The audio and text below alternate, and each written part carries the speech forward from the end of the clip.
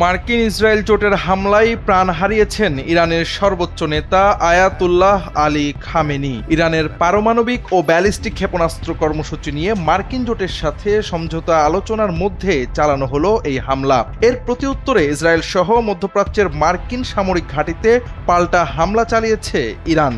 এতে স্পষ্টই তীব্র সংঘাতে জড়িয়ে পড়েছে দেশটি। এমন অবস্থায় প্রশ্ন উঠেছে, মার্কিন জোটের তীব্র আক্রমণের বিপরীতে ইরানকে বাঁচাতে কি এগিয়ে আসবে মিত্র চীন ও রাশিয়া? যদি আসে তবে কেমন হবে সেই সাহায্য? বিশ্লেষকরা বলছেন, দীর্ঘদিনের মিত্র হলেও চীন কিংবা রাশিয়া সরাসরি সেনা পাঠাবে বা কোনো যুদ্ধে প্রত্যক্ষভাবে জড়াবে এমন সম্ভাবনা কম।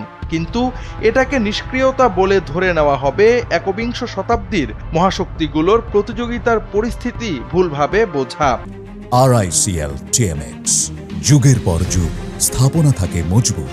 যদিও ইতিমধ্যে রাশিয়া ও চীন আনুষ্ঠানিকভাবে এই হামলার প্রতিবাদ জানিয়ে আলোচনার মাধ্যমে সমাধানের আহ্বান জানিয়েছে, তবে বাস্তবতা বলছে কূটনৈতিক সমর্থন উৎপাদনের বাইরে সরাসরি যুদ্ধে জড়ানোর সম্ভাবনা মোটেও নেই।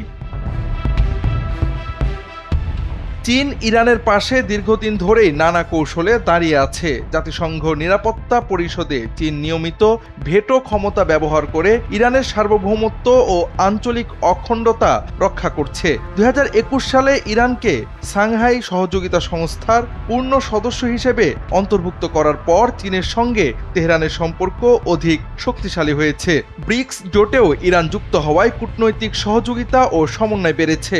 সরাসরি যুদ্ধের পথে না গেলেও হরমুজ প্রণালীতে যৌথ নৌ মহড়া এবং আকাশ প্রতিরক্ষা ব্যবস্থার সরবরাহের মাধ্যমে সহায়তা করছে ইরানকে শক্ত অবস্থানে রাখতে। ইরানের তেলের প্রধান ক্রেতা হিসেবে অর্থনীতিতে রাখছে অমূল্য ভূমিকা, যাতে ইরান দর কষাকষিতে শক্তিশালী অবস্থানে টিকে থাকতে পারে।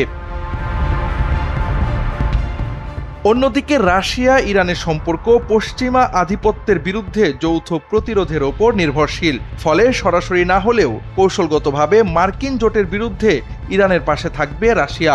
ইতোমধ্যে যুক্তরাষ্ট্র ও ইসরায়েলের এই হঠকারী পদক্ষেপের বিরুদ্ধে কড়া প্রতিক্রিয়া জানিয়েছে দেশটি। রাশিয়ার পররাষ্ট্র মন্ত্রণালয় এক বিবৃতিতে বলেছে, পরিস্থিতিকে দ্রুত রাজনৈতিক ও কূটনৈতিক সমাধানের পথে ফিরিয়ে নিতে হবে। এই সামরিক আগ্রাসন পুরো অঞ্চলকে আরও অস্থিতিশীল করে তুলতে পারে।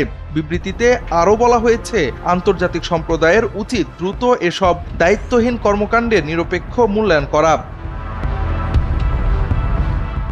সব মিলিয়ে কথা স্পষ্ট, ইরানের বিপদের এই মুহূর্তে পরমাণু শক্তি নির্ভর কোনো দেশ সরাসরি ইরানের হয়ে যুদ্ধে জড়াবে না। তবে কৌশলে কূটনৈতিক সমর্থন ও বাণিজ্যিক ধারাবাহিকতার মাধ্যমে থাকবে ইরানের পাশে। এমত অবস্থায় একাকী ইরান কতটুকু এগুতে পারবে সেটাই সবচেয়ে বড় প্রশ্ন। জাওয়াদ আহমদ, NPB।